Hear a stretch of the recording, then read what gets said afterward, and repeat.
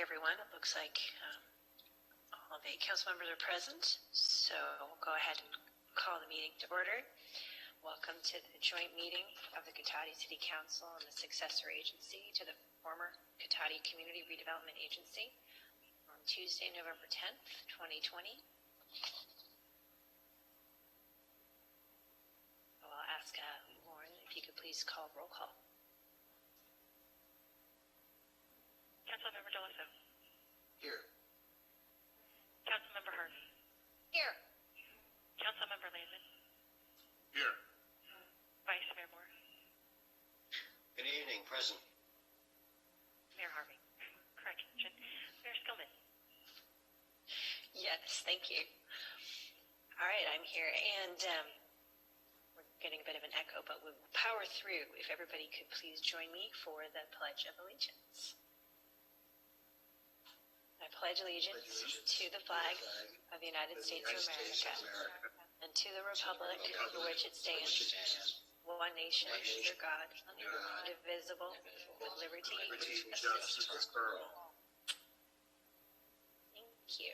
Okay, so we'll move on to item 4, approval of minutes from the regular meeting on October 27th.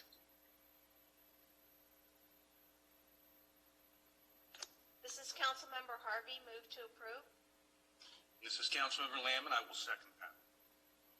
Okay, we have a motion and a second. Can we please take a roll call vote? Councilmember Delasso. Yes. Councilmember Harvey. Yes. Councilmember Landman. Yes. Vice Mayor Moore. Yes. Mayor Skillman.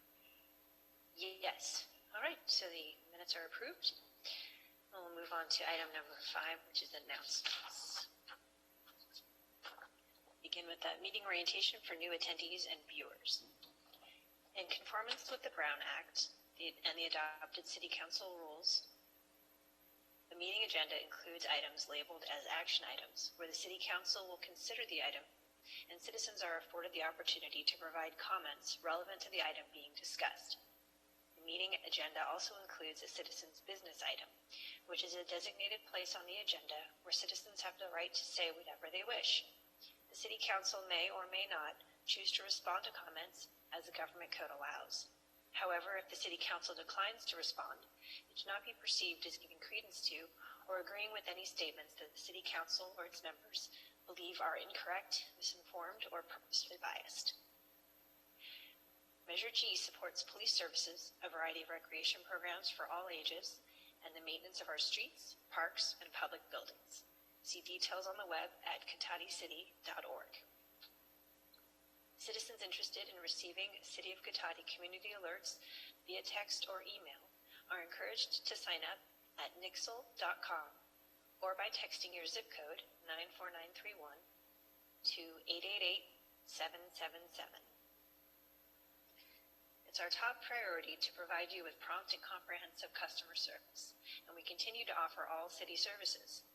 However, in the interest of public health, City Hall is currently closed to walk-in traffic due to the current health officer order. During this time, our services have temporarily transitioned to phone and web-based, as well as appointments by request. Staff continue to be available to answer your questions 7:30 a.m. to 5:30 p.m. Monday through Thursday. Like always, we'd love to hear from you, so please feel free to contact the city at 707-792-4600 or info at cotaticity.org. If you have a non-emergency issue after normal business hours, you can contact us at 707-792-4611, and of course, if you have an emergency, please contact 911. Continue to look for updates on the city's website and social media channels available on Facebook, Instagram, Nixle, and Nextdoor. Next, we'll move on to agenda item number 6, approval of final agenda, and I'll check in with our city manager, Mr. Obid. Are there any changes to the agenda this evening? No, thank you, Mayor. Members of the council, no proposed changes tonight. Okay, terrific. So then we'll move on to item 7, citizens' business and public comment for consent calendar items. Any member of the public wishing to speak to the council on any items listed on the consent calendar or any matters not listed on the agenda that are within the subject matter jurisdiction of the council may do so at this time. Pursuant to the Brown Act, the council is not allowed to consider issues or take action on any item not listed on the agenda during this period. Pursuant to City Council Policy 2017-02, comments of any member of the public are normally restricted to a total of 3 minutes in length per person for matters not on the agenda, and a total of 3 minutes per person in length for any and all items on the consent calendar. The mayor may extend the time limit for a reasonable time where a disability accommodation has been requested. So with that, I will open up citizens' business, and I'll ask Lauren if you could please check in with the attendees. Thank you, Mayor Skillman. And for our attendees tonight, to make a public comment, please use the raise hand icon on your smart device or desktop computer, or dial *9 if you're using just your telephone. Please listen carefully for the mayor or myself to address you by name or phone number, and for the audible Zoom notification that you've been unmuted. Once you begin your public comment, your 3 minutes will begin.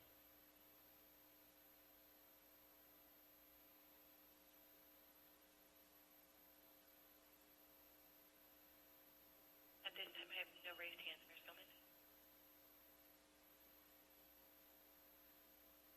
Okay, thank you very much for checking. So with that, we will move on to item 8, which is the consent calendar, and we've got items A, B, and C on the consent calendar this evening. Madam Mayor, this is Councilmember Delasso. If there are no council members needing to pull any items, I would move to approve items A, B, and C. And this is Councilmember Lehman. I will second that motion. Okay, thank you. Yes, no raised hands, so we have a motion and a second. I'll ask Lauren if you could please take a roll call vote on the consent calendar. Councilmember Delasso. Yes. Councilmember Harvey. Yes. Councilmember Landman. Yes. Vice Mayor Moore. Yes. Mayor Skillman. Yes.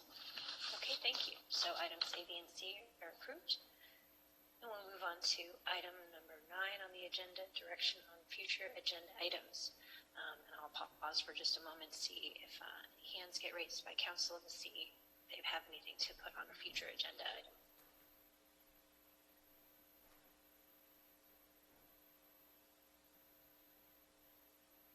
Okay, I'm not seeing any raised hands, so I will assume that there's nothing, at least this week, and perhaps. So we will move on to item number 10, which is a regular agenda. And the first item, A, is a ratification of nominee for appointment to the Measure G Citizen Oversight Committee. And for that, I will turn it over to our city manager, Damian Ovid. Good evening, Mayor, members of the council. So this item, I will, well, first of all, just give you a quick overview, although I think everybody knows basics. So with the adoption, with the voters' adoption of Measure G, the Citizen Oversight Committee was required to be formed as part of that measure, and City Council Resolution 2015-64 established the 5-member Measure G Oversight Committee. Each member is nominated by a member of the council, which is then ratified by the full council following the Planning Commission nomination and ratification process. Recently, Michelle Riley, who's Vice Mayor Moore's nominee to the Oversight Committee, due to unforeseen personal circumstances, had to step down from her position. And in response to that, the city put out an application process and advertised in the Community Voice, the city website, and social media to fill Vice Mayor Moore's vacancy. In response to that, we received 2 applications, one from Kimberlyn Moffitt, and the other application was received from Jonathan Rodriguez. Vice Mayor Moore has nominated Kimberlyn Moffitt for this position, and she's also here attending the meeting tonight as well if anybody has any questions for her. One more thing I will just point out is that with 2 city council members leaving the council at the end of the year, we're going to have 2 new Refugee Oversight Committee member positions that will be advertised towards the end of this year. And a similar process for planning commission. But that's not what we're talking about tonight, just a heads up that that's coming up during the next couple months. And with that, I'd be happy to answer any questions. Okay, thank you. And I see Vice Mayor Moore, you've got your hand up. Go ahead if you'd like to make a comment. Thank you, Mayor Skillman. I don't have any questions at the moment, but I did want to make a comment, if I may. Of course, go ahead. I just wanted to thank both of the applicants for applying. I think that's great that citizens are stepping up to serve on these commissions.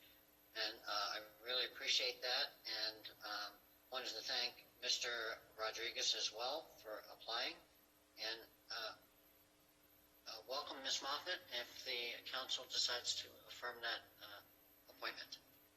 Thank you. Okay, thank you. And Councilmember Landman, do you have a question or comment? A quick question, Madam Mayor. For City Manager Obid, you mentioned that we will be having 2 new council members next year. But I was curious if this had worked as it had in the past. Would this not be more of an option for those council members, if they chose to do so, to pick a new appointee? Or do they not also have the option to continue with the existing appointee?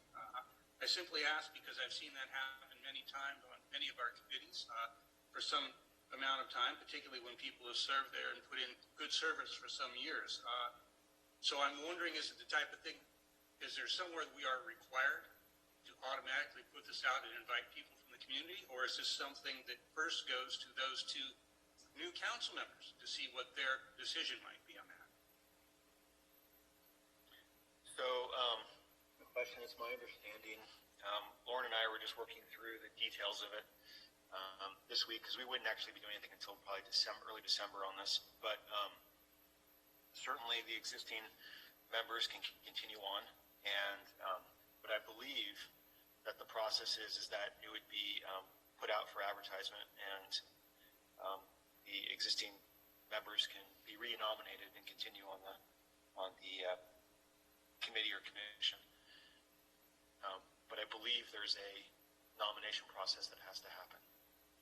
Well, if the nomination process is required, then that's fine. I just thought it would be nice if the new council member wanted to continue with one of the existing members to avoid needlessly putting it out to the public. But if there's a requirement, there's a requirement. So thank you for answering that for me.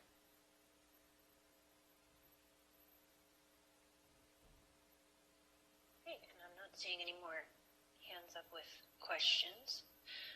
So I will open this up for comment and ask Lauren to check in with the attendees. And I know Ms. Moffett is also on the line, so if you're interested in saying a few words, feel free, but don't feel obligated to do so.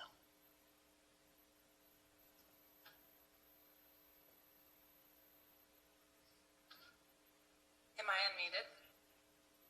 You are. Go ahead. Well, I just wanted to thank you very much for the nomination.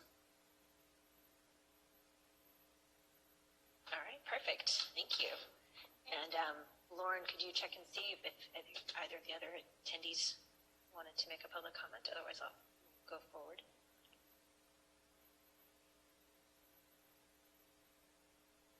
Sure. For our attendees tonight, just please use your raise hand icon. And Mayor Skillman, at this time, I see no raised hand. Okay, well, with that, I will bring it back to the council for a potential motion. Madam Mayor, this is Councilmember DeLosso. I too want to just briefly state and thank both individuals for applying. And if there are no further comments, I would be delighted to make a motion. I see no other hands up, so feel free, Mr. Councilmember DeLosso. I will dive right in. I move to ratify Councilmember Moore's nominee for appointment to the Measure G Citizen Oversight Committee. I would be happy to second that. Okay, great. We have a motion and a second. I'll ask Lauren if you could please take a roll call vote. Councilmember Dawson. Yes. Councilmember Harvey.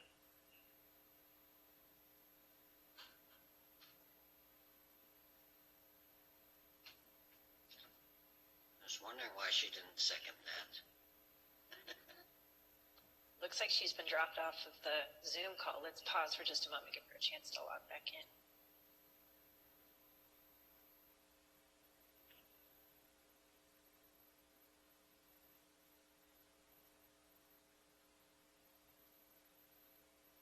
Well, I'm glad to hear it was a Zoom dropout because the suspense was killing me. It's the never-ending fun glitches that happen when we're on a virtual world here. Well, shoot. I don't want to have us all sleep. Lauren, would you mind sending her a quick text message and see if she's having internet issues? Yes. Okay, sorry about that.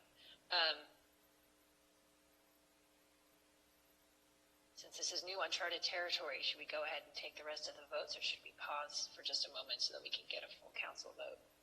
Damien, what do you vote?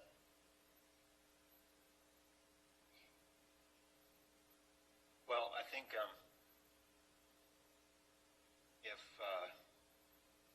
if the council's okay with this, that we could just move forward on the vote, and then hopefully she rejoins us in. Okay, that works for me. So, Madam Mayor, yes. this is Vice Mayor Moore.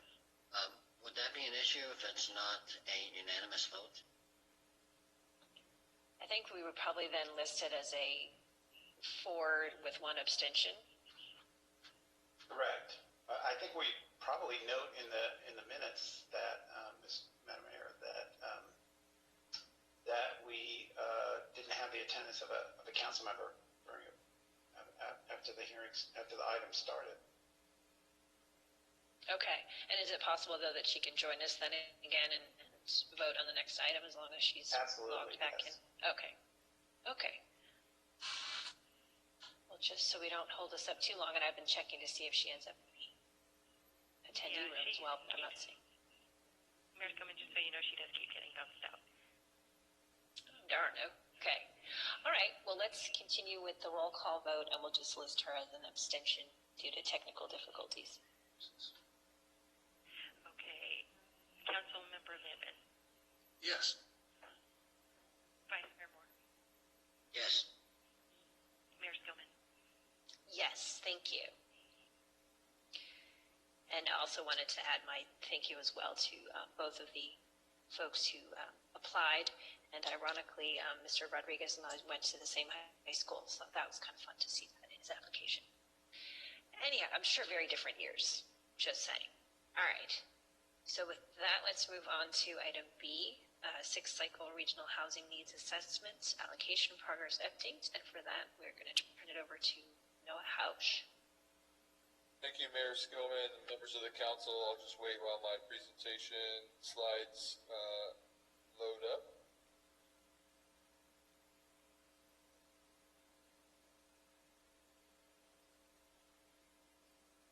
And we'll see if I can take control of the presentation. But as was identified, this is an update on the Regional Housing Needs Assessment, or RHNA, allocation process.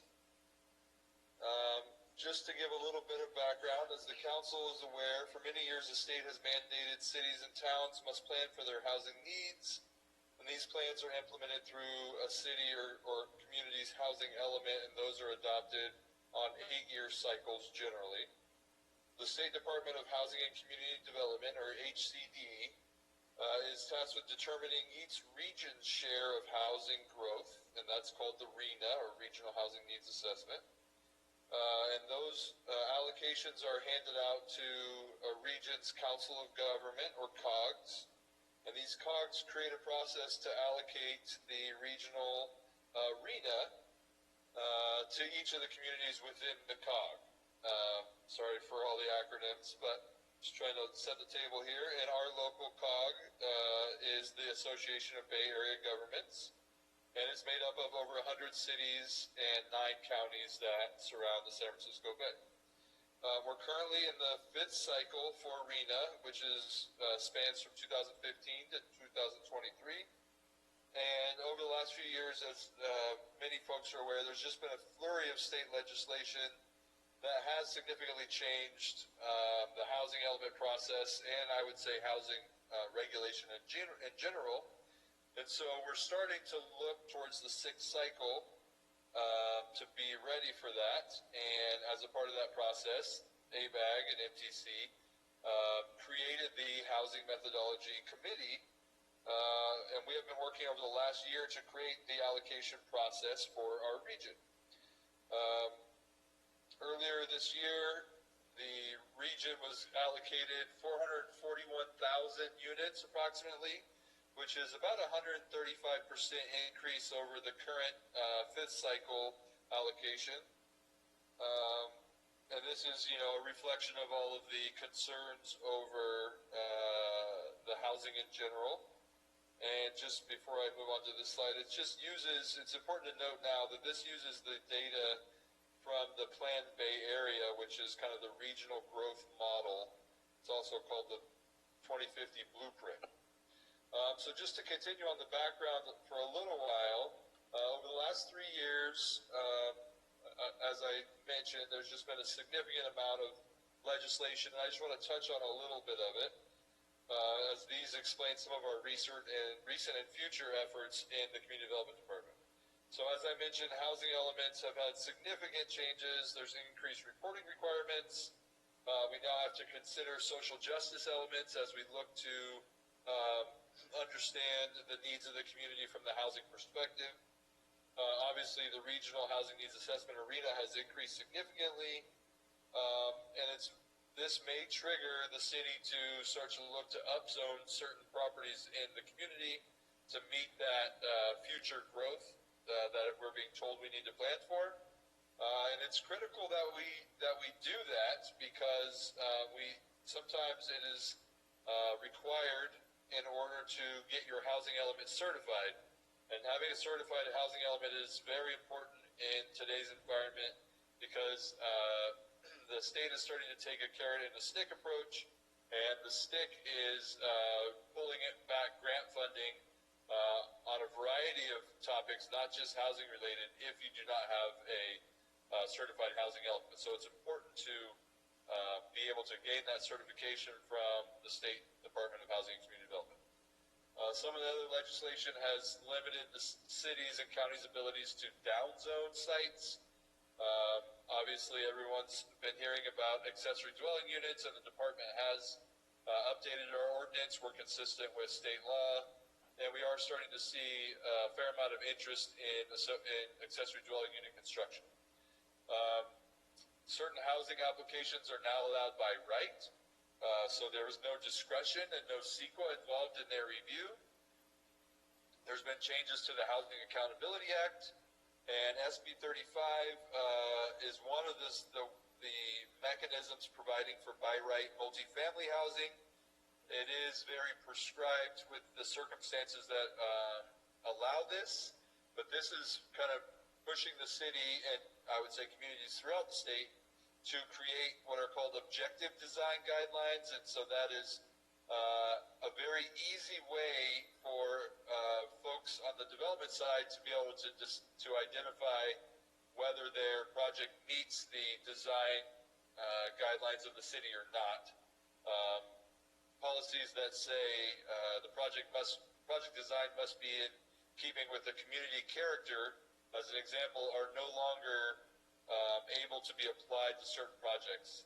It's just important to know that we are working on objective design guidelines and many other things in response to all of this legislation, trying to prepare the city for the types of housings that we are likely to see and the various mechanisms the state has provided for those projects to be proposed.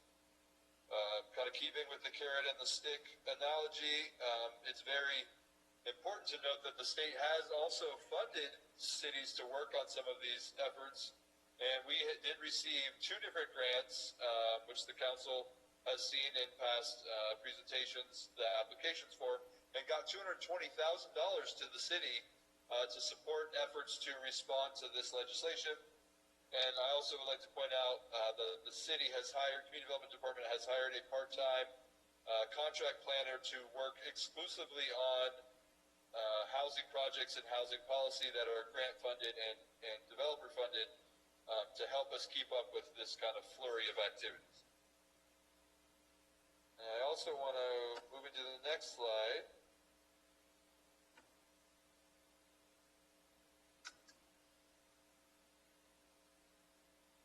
Lauren, I'm not sure if you can help me advance. There we go. So I just like this slide, and those of you who were at the October 2019 housing workshop, which seems like a lifetime ago, this slide just demonstrates some of the things that were in the mix with regards to state legislation as of April 4th of last year.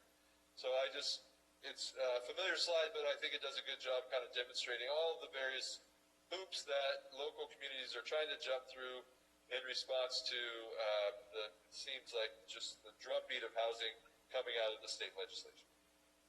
Next slide. So getting into the Housing Methodology Committee, we began meeting on October 2019. We were represented by one elected official, Susan Adams from Rohnert Park, one staff member, Jane Riley, who works for PRMD in the County of Sonoma, and I served as the alternate and participated in almost every meeting.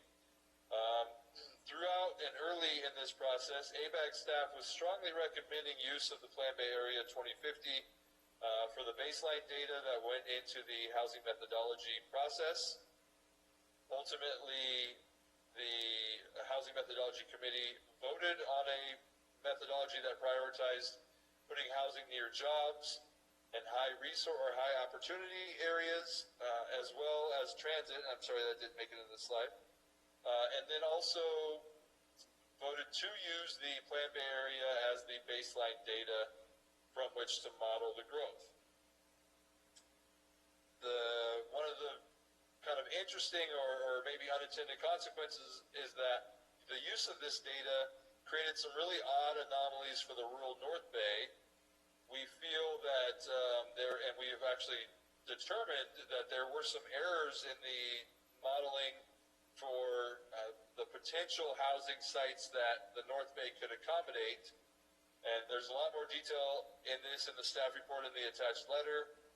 But in summary, these errors appear to have potentially increased the RHNA allocation to the unincorporated areas in the North Bay counties.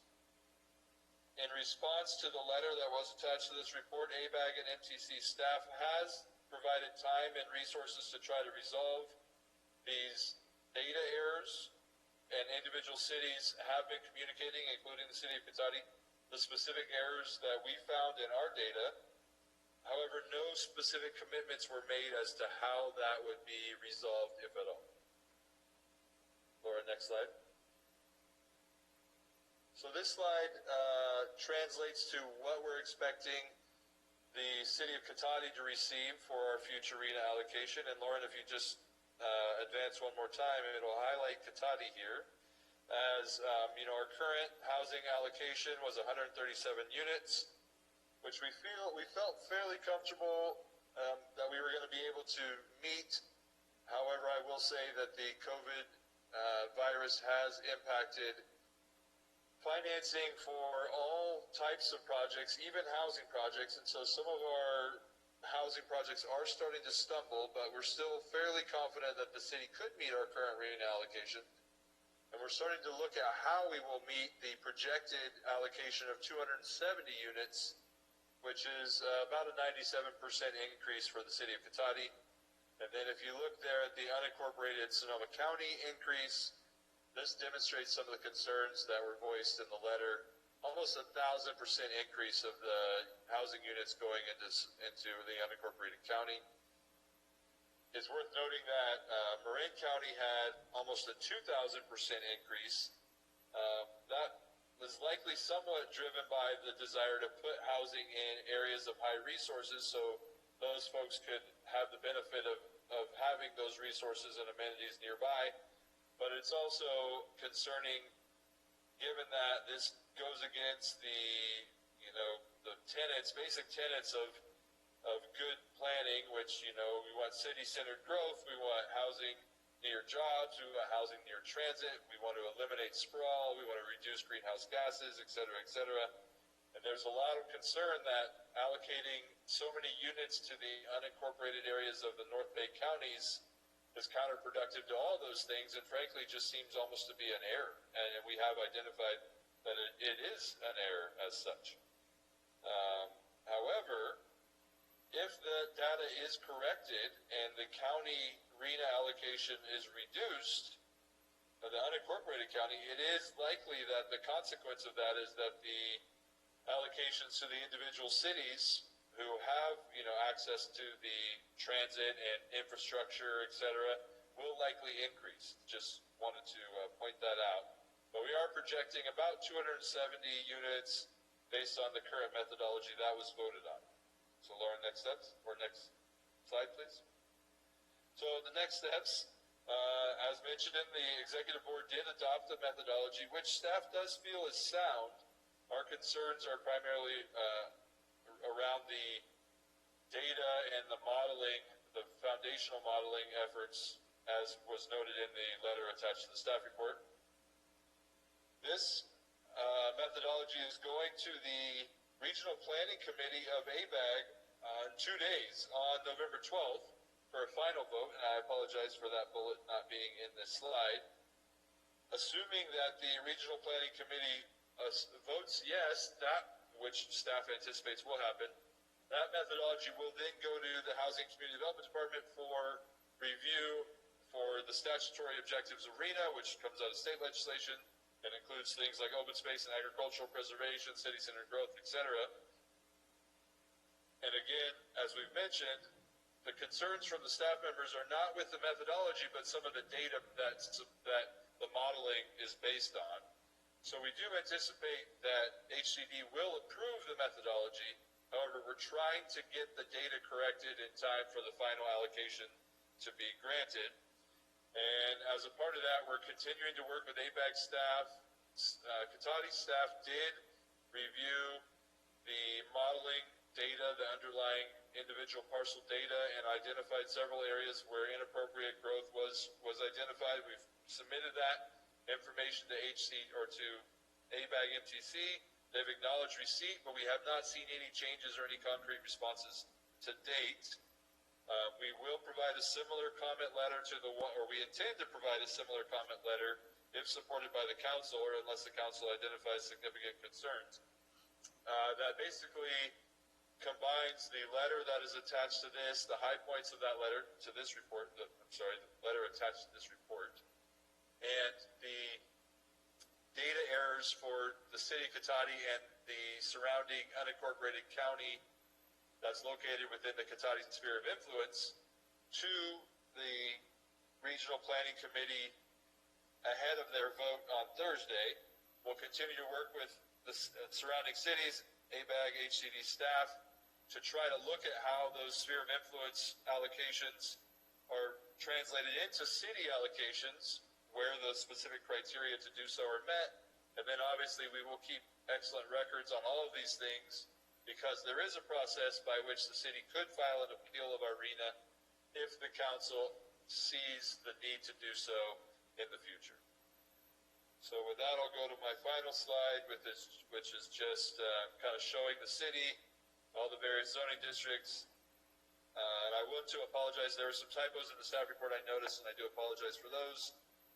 In addition, I know it's a very dense topic, and there is a lot of information, so I am happy to take any questions. And obviously, we'll translate any comments into our comment letter that goes into the ABAG MTC. And with that, that concludes my presentation. Okay, thank you very much for the presentation. And you're right, that was a lot of information. So thank you for organizing it and presenting it. And I've got a couple hands up. So first I'll turn it over to Councilmember Delasso, see if there are any questions he has for you. Go ahead, Councilmember Delasso. Thank you, Mayor Skillman, and Noah, thank you very much for the presentation. I know when I read the staff report, my head pretty much exploded. Really some unfathomable numbers. As I got deeper into the staff report and eventually read the letter that went to SCTA or from SCTA to RCPA and so on from September, those errors that appear to, I'm going to be as polite as I can, but that appear to be undertaken by those who came up with these numbers for the various entities and unincorporated areas is so not acceptable in today's technology with all kinds of detailed satellite images, information from the various jurisdictions, ground truthing this before you come up with a table that shows these numbers. It's so unacceptable, and I applaud you and other members of that committee for getting that letter off. I will say that I'm beyond frustrated that you apparently still haven't gotten any kind of a response, and the clock is ticking. And I wanted to first, I guess, confirm that you did say you've not gotten any response back. They confirmed receipt of our comments and anyone else in the county who has submitted comments. They have not committed to how they plan to address those comments. Yeah, which is the more critical part. Thank you, we got your letter, goodbye. That's just, again, it's not acceptable. I have a hard time trying to figure out, we all love the Bay Area, we all love California, and I'm just kind of making generalities there. I don't think we all do, but I do. And I know I read not too long ago, in 2019 was the most current data that I came up with, that I wrote some notes here. In just the second quarter of 2019, 28,000 people left the San Francisco Bay Area. So we're kind of calling this one large metropolis area that we have here, which was double from the previous year. And, a lot of that has to do with prices. I think a lot of it may also have to do with quality of life. I moved from San Francisco to Sun County in 1972, I believe it was, pre-teen years, and even going through middle school and high school, I was noticing more and more and more people on the freeways, on the side roads, more pollution days. It was all too obvious to me. So we have a huge problem in our hands here, this growth management that we're all trying to wrap our head around, but we can't sacrifice all these natural resources for the sake of building more and more and more. And I don't have an answer. That's the sad part, and I apologize for that to everybody. But one question though I did have, Noah, for you was, I know that the state law, the RENA state law, mentions that cities or counties must plan for the housing needs of the residents. And I think that might even be a direct quote out of that law, but I know it's certainly at the best paraphrased. So I guess here's one thing I couldn't find. What happens if we don't meet in whatever time period we're looking at, the next 8 years, if it's that? If we don't meet those numbers? I get that we don't get a certified housing plan. We may not get extra funding, which is critical, especially for small cities like us. But if we plan for it, but they don't come to fruition, what are the consequences at that point? Yeah, that's a good question. So, as long as we plan for it and we can demonstrate we can meet that allocation or that number, then we will get our housing element certified. There currently is not a penalty for not achieving your RENA. RENA has always been aspirational, I would say, except for with the cycle we're in currently, it was much more pragmatic because it was coming out of the recession and the state was trying to recognize the reality of getting projects funded and frankly even units bought and sold with everybody suffering so much economically.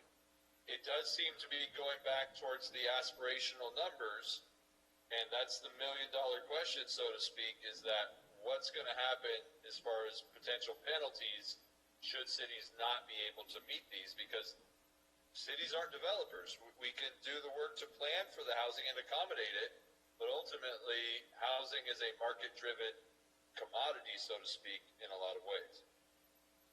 Absolutely, I totally agree. Just one last question, and thank you for the council for indulging me this long. I'm curious, I know this doesn't impact Cotati, but in our post-fire era that we're in here in Sonoma County, a number of homes have been rebuilt. Now, those aren't, at least I don't believe those would be considered new homes, but do they get counted towards RHNA numbers? Because technically you're just sort of putting back what was in place, and in fact, in most cases, probably even less. But how do those factor into the equation? Yeah, it is my understanding they do not count towards your RHNA. Because they were existing homes. That's correct. Yeah, okay. Those are my concerns and questions that I have for right now. I may have some more later, but thank you very much, Mayor. I appreciate it. Absolutely. No, it's a good discussion. So, Councilmember Lamon, you've got your hand up. Do you have a question as well? Yes, thank you, Madam Mayor. Thank you for the presentation, Mr. House. So, one thing that wasn't 100% clear to me in reading the report until I heard your presentation was, if I understand it correctly, that even if the fine folks at ABAG, MTC, and RHNA are willing to correct the fairly significant errors in data that they're basing this long-term planning on, it wouldn't change the required numbers. It would simply move them. So what looks like an absolutely incredible increase in sprawl into the county would just become an incredibly large amount of sprawl in the cities, although some of it at least would be centered in somewhat appropriate areas, right? Housing, transportation, jobs. So do I understand that correctly, that that number isn't open, that basically we're being made to fit a pre-fit number rather than taking a look actually at the location and what we have available here? That is my understanding, is that the county allocation, so to speak, the overall number of units in Sonoma County, Napa County, Marin, et cetera, is not anticipated to shift significantly, even if the underlying growth projecting data is fine-tuned. All right. You know, it's interesting. Organizations like ABAG and NTC, councils of government, essentially, they're designed so we can all come together in a larger area to make really big decisions, and most importantly, share resources in an equitable way, which I think is a great way to do business, but only if it works, and only if you're truly representing the interests and understand the regions you're working with. And I wasn't as surprised as some of my colleagues to see this report, because I've kind of seen this for some time now when it comes to MTC, certainly. But that's an editorial comment. One more question. So you talk about the impacts of going without a certified housing element. It sounds like that is such a bad result potentially for the city, it's not even feasible. What would that look like for a city like Cotati? Is it even a potential option? And if it is an option, how big a haircut is it? Because I know there's probably a lot of other cities, from what I'm hearing, are asking the same questions and thinking the same thing. Yeah, I would say from as your community development director and just, you know, a planner,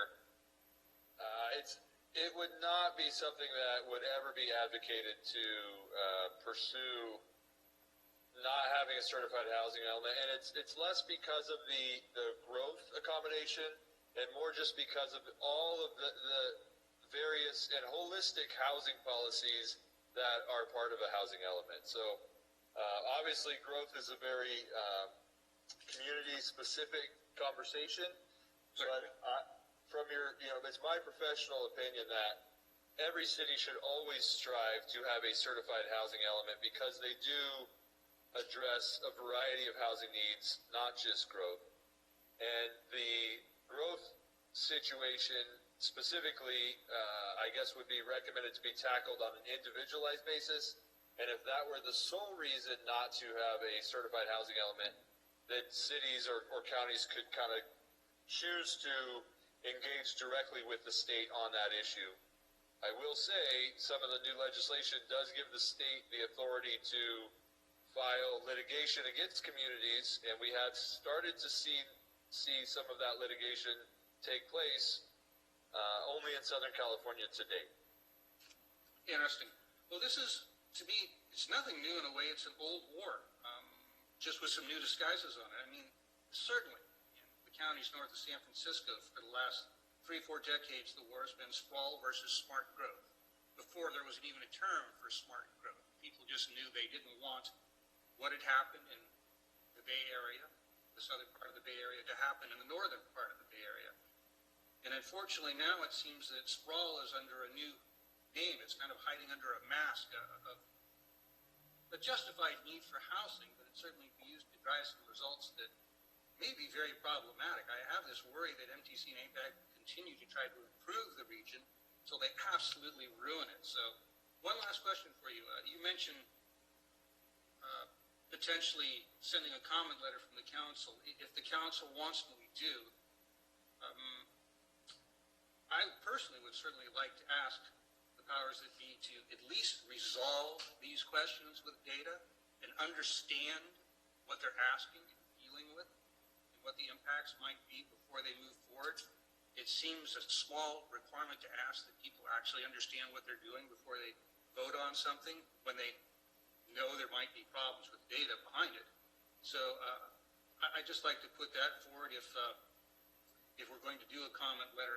I don't know if that would be helpful. I guess that's the question. If there's a sense that there's any openness at all, I'm kind of hearing mixed messaging here. The sense I'm getting, it doesn't really seem like there's not a lot of willingness to listen and deal with some of the large problems that our staff in this region found really in a very short amount of time.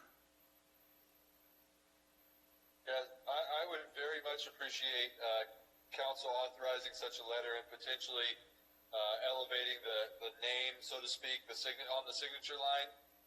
And I do agree with your comment that basically all the issues came to a head at the end of the process, and as we're raising these, we seem to be kind of the small fish in the big pond, and the results seem to demonstrate that. Well, yeah, this is the problem because like many of these solutions we've seen, they're driven for other areas where they actually may fit better. Unfortunately, all the areas under the control of ABAG and MTC are not the same. Different circumstances, different geography, different populations, different problems. And the whole concept of developing housing where we don't even plan to have infrastructure for decades to come, but making those requirements for housing now, I don't know. I think we've had enough comment on it, but I definitely hope my colleagues will support me. I will be asking after public comment for a comment letter to go forward if we can at least try and drive a better result and a better, more informed decision.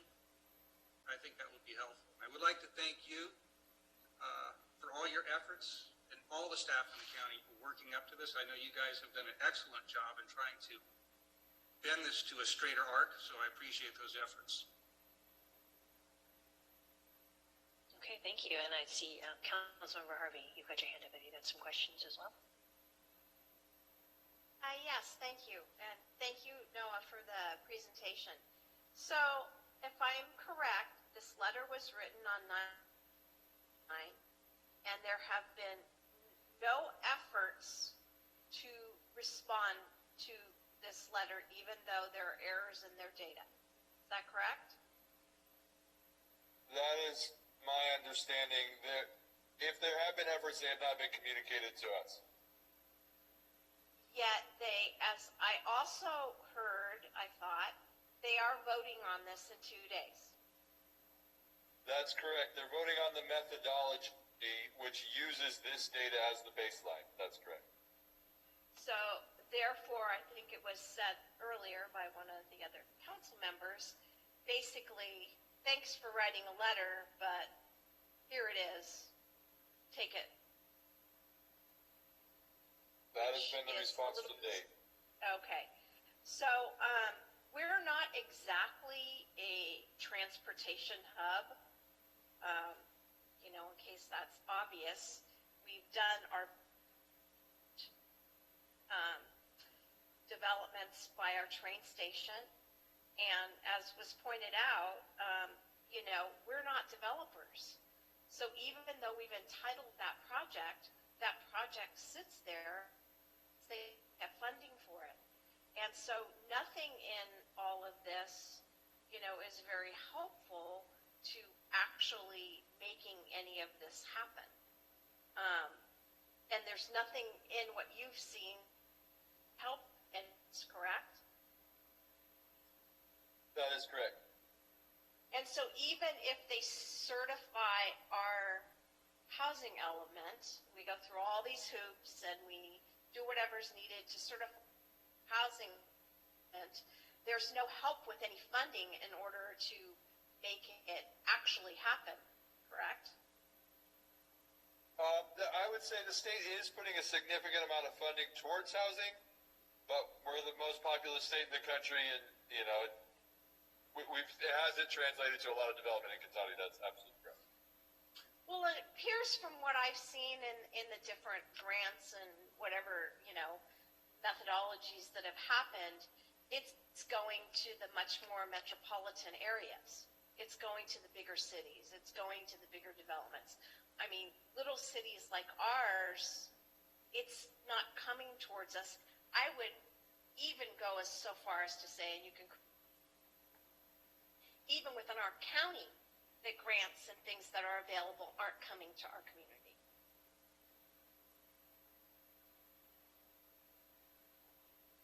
Because didn't try to tap into some of the funding that was out there for Sonoma County, and they didn't get very far?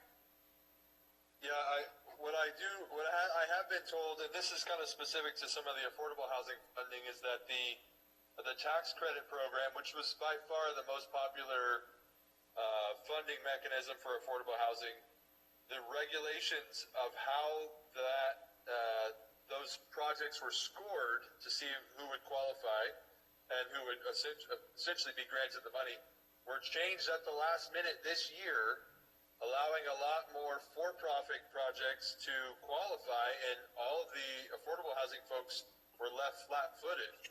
And that change directly impacted the Cotati Stations project's ability to get financing in that cycle. Okay. And then one last question. And I don't think this is unique to Sonoma County, but almost everywhere in the county, we've gone to great lengths to have urban growth boundaries. And this almost flies in the face of this, acting like, well, there shouldn't be urban growth boundaries, there should just be sprawl everywhere. Is there anything in any of this that at least acknowledges urban growth boundaries? So the HCD process absolutely, which is the state process to approve the allocation formula, so to speak, absolutely recognizes preserving agriculture, city center growth, etc. It's the problem is that we're seeing is that the ABAG model, and there's a lot of reasons that I could speculate, but I wasn't behind it, but essentially, from my perspective, seem to identify county parcels that may have been subject to high-intensity uses and just blanket them saying that that's a site for high-density housing. And frankly, I'll just point out, Carl's Body Shop was one of those sites that I identified in looking at the county data and commented on, saying, yes, you might see a lot of structures and a lot of cars out there. A body shop at essentially scrapyard is not a good location to try to suit for housing or plan for growth of housing. And there's examples throughout the county of those types of things. And you saying that as an example is just how ridiculous this is, given that that's away from all transportation, it's away from jobs, it's away from, pretty much anything and everything. I mean, it's way out there. So That's correct. that would be ridiculous to put high density housing there. Yeah. There's a staff perspective that some of the modeling was based on a lack of understanding of our community, just to be frank. Well, and that really is ridiculous because it should be a give and take in order to place the things. Okay, so let's accept the fact that the number is X. And given what X is, there should be really a good methodology behind where that should be. And when things show up, don't make any sense, there should be a process to be able to explain and work through why that doesn't make sense. And then adjustments have to happen accordingly. And I'm hearing that there's not such a process. Yeah, the ABAG MTC staff, their response to this concern is that they had provided this data a year ago, which frankly was in a spreadsheet format, not graphically represented, did not translate well to a good understanding of how it would be used. But so they said we should have commented and identified these errors a year plus ago when they sent us the spreadsheet asking for comments. So can you reiterate again for me, our only recourse, it sounds like, is going to be, we can of course write a letter is what I'm hearing, but our only real recourse is to appeal, because it sounds like this is going to be voted on and shoved down our throat day after tomorrow. That is my understanding. Yes. And that is not really what would that appeal process look like? Would that be a legal suit against the state? No, it's actually a formalized appeal process similar to our own localized appeal processes where local communities can engage with HCD on the RENA, I think, to vet out these types of issues and point out the reasons why they feel the RENA is not appropriate or acceptable, etc. I will say that's my speculating, as I have not been a part of one of those processes or thoroughly vetted it myself personally. So we don't even really know whether or not anyone has ever been even successful in going through that process and changing anything. I think there have been some successful cases over the years, but one of the other elements is that because there's been so much legislation regarding housing and housing elements, etc., we're frankly all playing catch up. And I don't want to speculate, but I'm almost certain not everyone has a clear understanding of every single piece of legislation that has come out of the state recently and how basically the consequences of its implementation. Yeah, I mean, that graphic that you put up there, that picture that was kind of thrown out there when the whole CASA thing was going on, I mean, we have built such an extremely complicated web. It's amazing that anybody can do anything or figure anything out. Well, thank you, Noah. That's all my questions for now, Mayor. Thank you. Okay, thank you.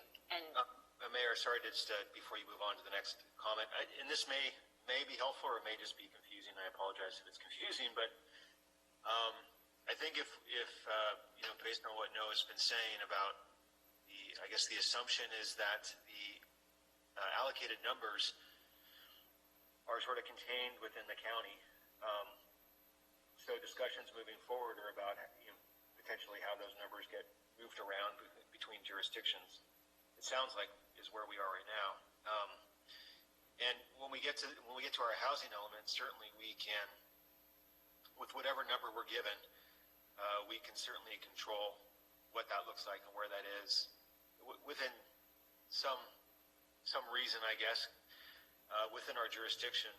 But then the concern is, for the county of Sonoma, are they putting housing or outside of, in our sphere of influence, in, all these different cities outside of our city limits. So I don't know. I mean, maybe Noah, you can add on to this, but once we get through this process, and let's say the numbers are all assigned, I assume as we all collectively develop our new housing elements that there will be some interplay between the jurisdictions, hopefully, as they kind of plan out where the housing is actually going to be put. Yeah, everything you said is accurate, Damien, and hopefully we can have some conversations. And one of the interesting elements is the county generally is not a utility provider, and all housing needs utilities. And so, in my experience, in the past there would be some negotiation and give and take between the jurisdiction that's providing the utilities, which is generally the cities, and the jurisdiction that's approving the projects in these, county unincorporated areas directly adjacent to cities, on their border, in their sphere of influence. One of the other unique things that I hate to say it, I apologize, it's going to be more frustrating, was historically, cities and counties could share in those RHNA credits. And some of the state legislation appears to have taken away that ability for us to even kind of, I don't want to say double dip, but both take credit for portions of the units that are built outside of one jurisdiction because another one is essentially allowing it by granting utilities. So, I mean, the takeaway is that yes, we can coordinate it, and as was referenced by the council discussion, the planning communities and planning directors in this county are very, very coordinated. We work together very well. We generally all know each other, and we meet regularly. So that is a good opportunity for us to try to do these things. And we're just going to have to look for those chances where they provide themselves and hope that the state legislation hasn't handcuffed us too much to be able to do so. Okay, thank you. And we've got Vice Mayor Moore. I see your hand is up. Do you have questions for Noah? I have way too many questions that we could fit into this Zoom on this particular issue. In addition to all the concerns raised by the fellow council members, to me it seems as if there were so many presumptions that this particular plan was based on. And one of the presumptions that they didn't take into consideration, I think, is the pandemic and what that's done to the future of work and the issues around transportation planning. Because as an example, and I don't know if this is something that could be brought up to the board, Thursday,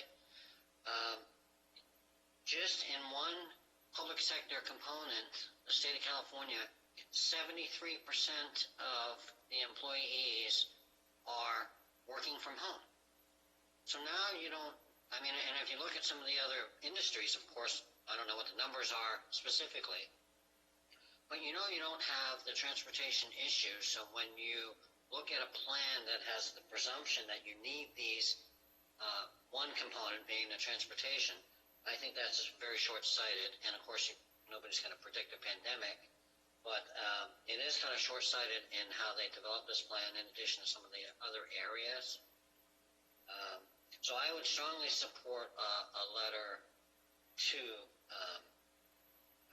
ABAG and to the board on this particular issue, indicating how much of a concern we have and how this cookie-cutter approach is not really addressing the complete picture of a need that we do have.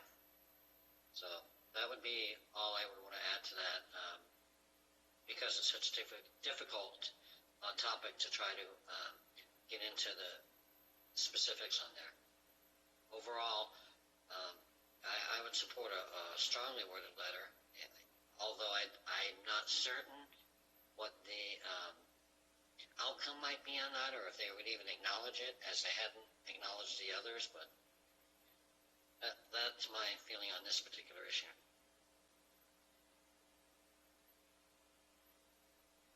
Okay, thank you. And I know it's just a receive and provide direction, but I will open it up to public comment and then bring it back to council. So Lauren, I'll ask if you can check in with our attendees. Thank you, Mayor Spillman. For our attendees tonight, please use your raise hand icon, either on your desktop or smart device, or by dialing *9.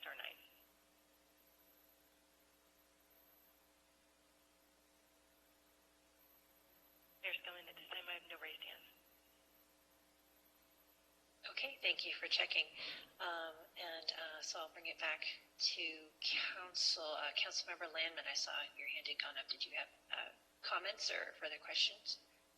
Well, it was actually kind of a late blooming question. I hate to double dip, so I'm glad you went to public comment. This way I feel like I'm not quite doing that. But first of all, I agree with my colleague, Vice Mayor Moore. I felt very strongly about the numerous obvious inadequacies of this plan and the problems attendant with it, and was very supportive of the letter, trying to hopefully guide it by real data rather than erroneous data. But it occurs to me now, if this train is coming one way or the other, and if the requirement is we will take these numbers, and that's that, and I guess I should be grateful we're not Marin, because I think they've got about a 2,000% increase or something amazing like that. But then some really difficult questions come into mind if that's the case. It makes me rethink my thoughts about a letter. I have to ask, it sounds like we're putting into two choices here. Sprawl into the county, destroying the UGB that we've all supported and that our communities support, or vastly increasing the numbers in our town, which is something I know our people in our towns and cities in this county would not support or like either. I mean, let me ask you, Mr. Hausch, if those numbers were redistributed throughout the cities, largely taken out of the county, can you even hazard a guess of what that would look like for Cotati? How big of an increase, and at what time would we call ourselves Roanoke Park Junior? Yeah, I will say any response I provide would be pure speculation. However, based on some of the earlier modeling, I was looking at units being allocated to Cotati at potentially upwards of 340 units over the course of the next 8-year cycle. So that was kind of the worst case modeling that I had seen. And then there is some benefits to being the smallest community in the county, the smallest incorporated city. And then the other, if you want to look for some silver lining, the other kind of positive element is that the city of Santa Rosa is absolutely willing to take the density and the growth. So I'm sure most folks are aware that they're trying to increase density in their downtown. They are essentially opening their doors to high rise, and so some of those, a big chunk of those numbers could be allocated to the city of Santa Rosa, essentially with them volunteering to take them, which would take some of the pressure off some of the more rural communities such as Cotati. Well, I recognize this is speculation, but that's helpful even if it is a rough assessment, because when I was looking at our roughly 100% increase from 137 to 270, I was concerned about much larger numbers. Stretching it to 340 indeed would be problematic and would have impacts on the look and feel and quality of life in this community. But it's perhaps better than destroying the UGB too, and all because that would just continue to go. Once you open that door, Sonoma County becomes San Jose over the decade or two. So I think that answered that for me. I'm back to agreeing with the strong letter, requesting that they improve and perfect their numbers before they approve this. Bottom line, ask them not to vote on a methodology that is based on demonstrably bad data. That's a reasonable request we should be able to ask for, I think. So, thank you, Madam Mayor. Absolutely. So Noah, we've had the presentation provided, and do you feel you've been given enough input and direction to move forward with next steps?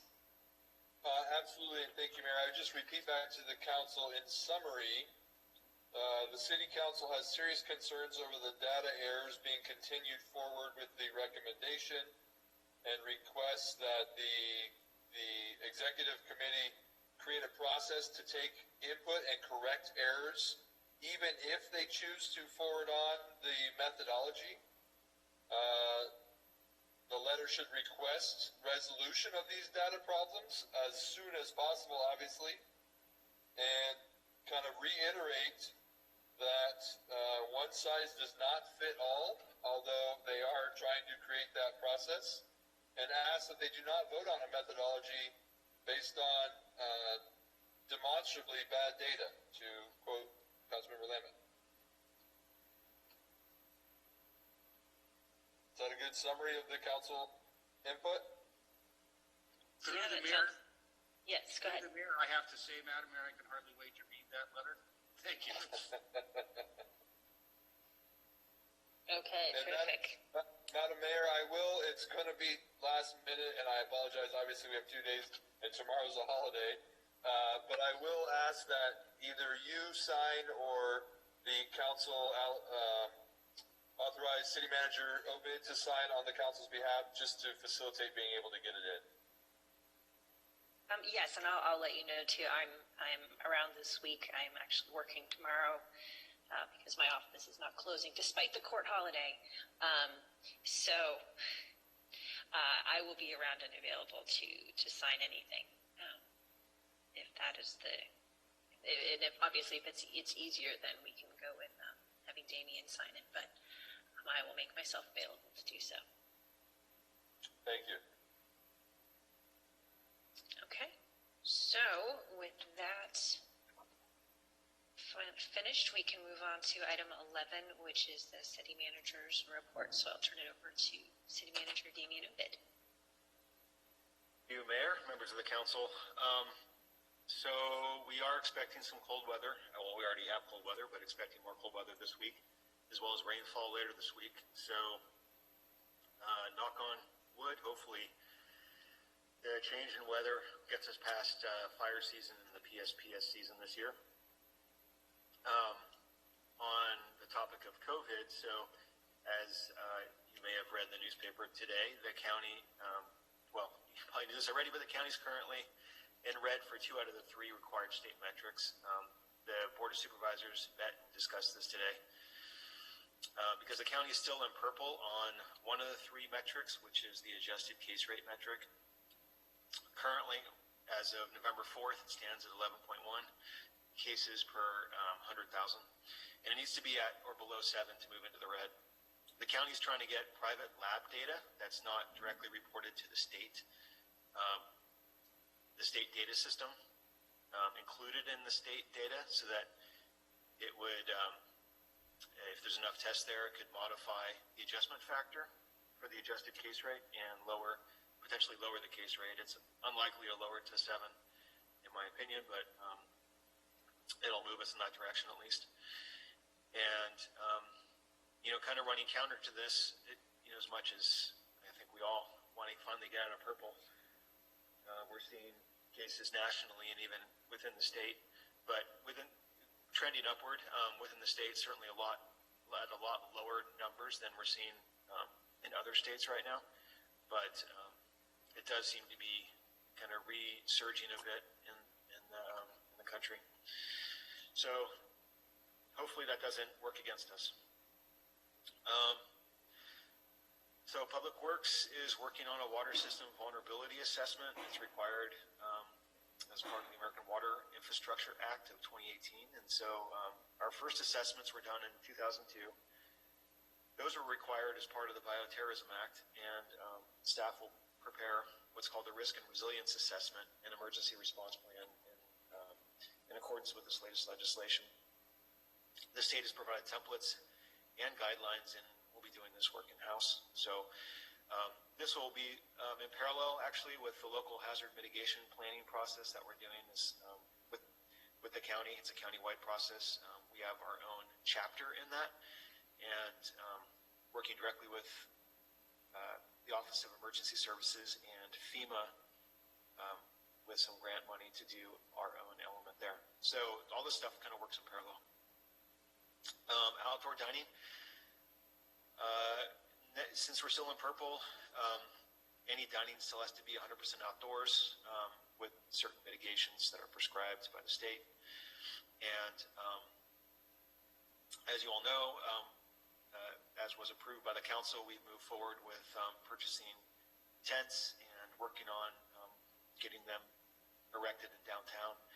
And just to give you all an update, Public Works has completed the modular platforms for the area in front of the Redwood Cafe. So that would be in the parking stalls there in front of the Redwood Cafe. Because the cross slope of the street is too steep to put tables on, so you have to create essentially like a wood dance floor, so to speak, that goes out from the sidewalk. And Public Works has completed that. We just received the tents yesterday. So we're moving forward on getting all that, getting use agreements out to the businesses this week and getting them hopefully installed next week or the week after, but here pretty quick.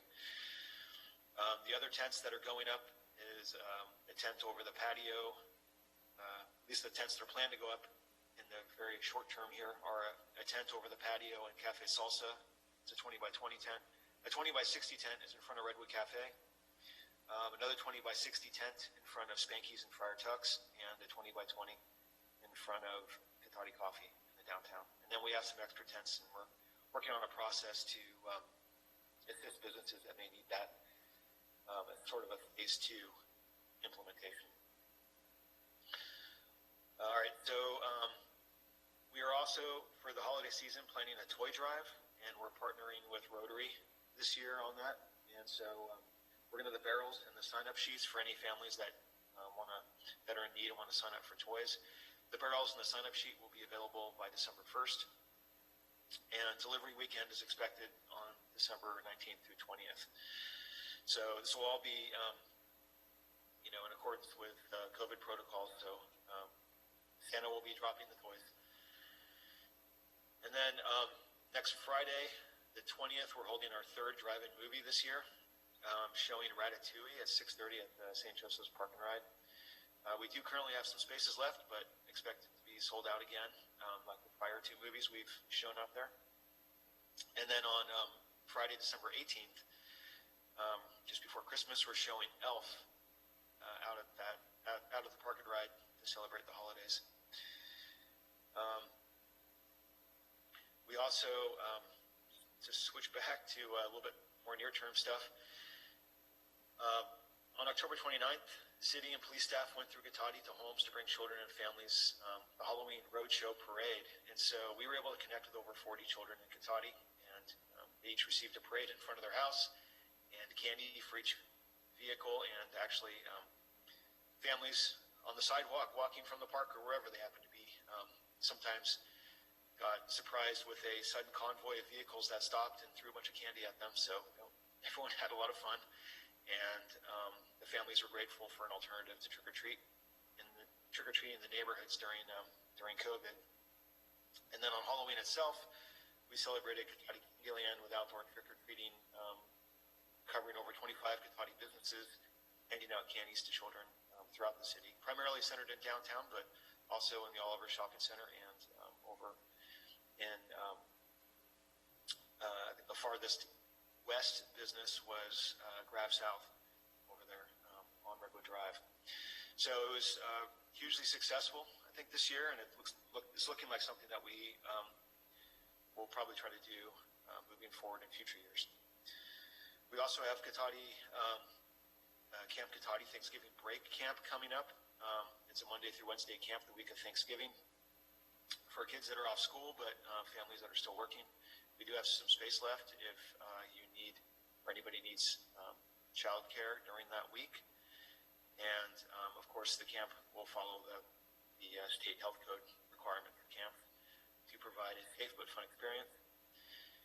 And then, jumping around a little bit back to Christmas. So we also have a mailbox outside City Hall, front doors there. It's a direct line to Santa if anybody wants to send a letter to Santa, or send a letter up to the North Pole. And if children, I think it's primarily children. I don't think adults are supposed to be doing this, but children can write letters to Santa, and if it's dropped off with a self-addressed stamped envelope, they will get a return letter from Santa. And those letters are accepted through December 6th. We're also working on a variety of other events for the holidays, including a virtual holiday tree lighting with a message from Santa and a breakfast with Santa to go events. So stay tuned for more on those soon on the social media pages and website. We're also, beginning this Thursday, we're also putting a donation bin in front of City Hall to collect non-perishable food items for the Redwood Empire Food Bank. And if anybody would like to provide food for those in need this holiday season, there will be a bin there through the holiday season.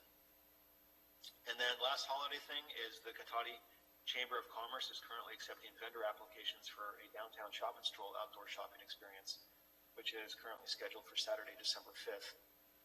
This year will be different than past years. There will be no live music because any sort of thing like that encourages people to congregate is off the table this year, but there will be plenty of local gift buying and outdoor dining opportunities for people that are looking for gifts or people that want to just come down and support some Cotati businesses. If anybody has any questions about that or needs any more information on city programs and events, you can always also contact Ashley Wilson at 665-4222 or awilson@cataticity.org. And the latest information is also always posted on the city website and the city's Facebook and Instagram pages. So with that, I would be happy to answer any questions. Okay, thank you. And it looks like Councilmember Landman may have a question. Go ahead, Councilmember Landman. Thank you. Yeah, one question, but first I do want to thank you, Mr. Obid, and all the staff for the efforts you seem to always make, whether it's emergencies or at any time, to provide service to the public, but particularly to try to provide a Halloween experience during this terrible pandemic that we're all living through for the children. Greatly appreciated. The question I wanted to ask is much more mundane. I wondered if you could give me an update on the proposed new intersection at West School and West Sierra. I remember we were talking with Caltrans some weeks ago, and the time had some deal of nebulousness to us, but it should be hopefully remotely soon. I wonder how that's going.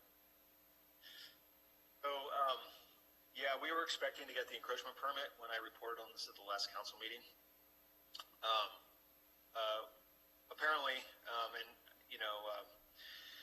Craig Scott could weigh in if he has some more he wants to add to this, but basically, I think what happened was Caltrans unexpectedly hit us with what they call an ICE request, which is an intersection control evaluation, which we quickly put together, turned it around, and sent it back, or I sent it back to them within the 10-day period of their comment letter. So it is happening, hopefully much sooner rather than later, but it was a little bump in the road that we got that we didn't expect. So we still think this might happen this calendar year, probably? Is it still in that timeline, would you think, Mr. Obid? Yeah, I'm hoping far in advance of the actual end of the year, but we're continuing to push hard on it. I understand complexity and some degree of uncertainty always is a natural result of dealing with a big agency like Caltrans, so I appreciate the efforts. I can tell you that many people over in the neighborhood that deals with that intersection on a regular basis will be very appreciative of this, so look forward to it. Thank you. Yeah, you're welcome. And I would just in line with our conversation tonight, I would put the ICE request in the one-size-fits-all type request coming out of the Bay Area for us. Or one that doesn't fit all, I should say. Okay, perfect. And I'm not seeing any more hands up with questions, but I will pause briefly. Okay, no, I think we are good. So thank you very much for that report. And with that, we'll move on to item 12, City Council member reports.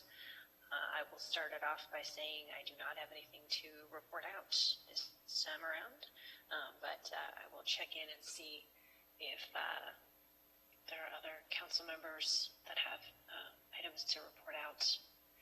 Councilmember Harvey, I see you've got your hand up. Go ahead, please. Yes, I'll try and be quick. So we had a special Santa Rosa Plain Groundwater Sustainability Agency meeting, and we keep moving along on the sustainable groundwater management criteria. So we were given the next draft for the degraded water quality. And just to remind folks, there are basically six or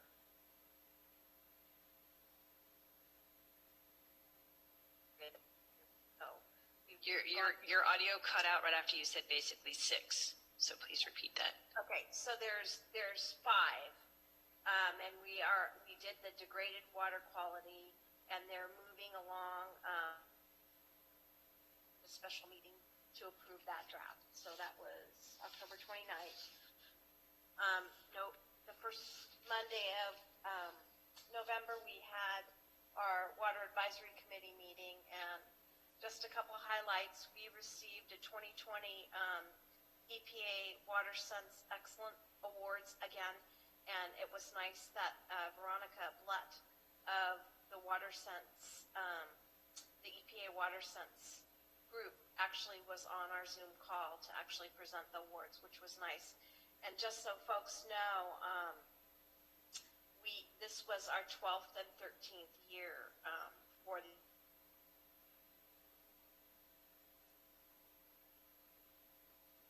have done are being utilized by other agencies. So we are definitely an example.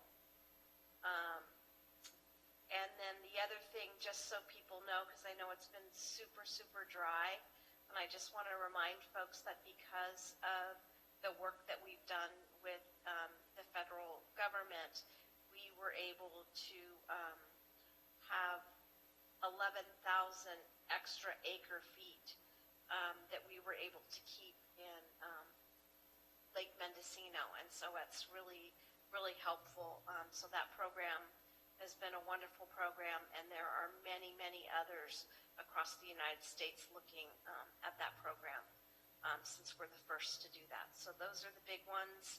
And lastly, they're moving forward on the Potter Valley project.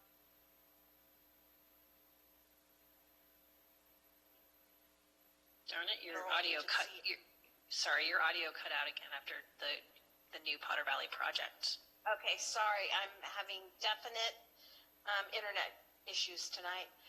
So we did a letter to FERC to look at the socioeconomic issues surrounding the removal of the dam at Potter Valley. So that was an approval that we sent a letter because we were questioning some of the things in that. So that's all I have to report tonight. Thank you. Okay, thank you. And I'm not seeing any other hands up, so I will assume that, I went too quickly. Vice Mayor Moore, go ahead. Thank you, Madam Mayor. I just wanted to report out that I did attend the Chamber of Commerce virtual meeting today, and Damien was gracious enough to pretty much update what's going on with the Chamber of Commerce. And then I did want to report out that I thought it was a great success that Measure S passed, and I wanted to congratulate all of the candidates for a very well-run campaign in spite of being in a pandemic, and to congratulate the winners that will be on the council and the return of Councilmember Harvey. So thank you. Okay, thank you for the comments. And I'm not seeing any other hands, so I will cautiously move on. Okay, so we'll move on to item 13, which is public comment on non-action agenda items. So I'll ask Lauren to check and see if any of the attendees have comments on anything that's on the agenda that was not an action item.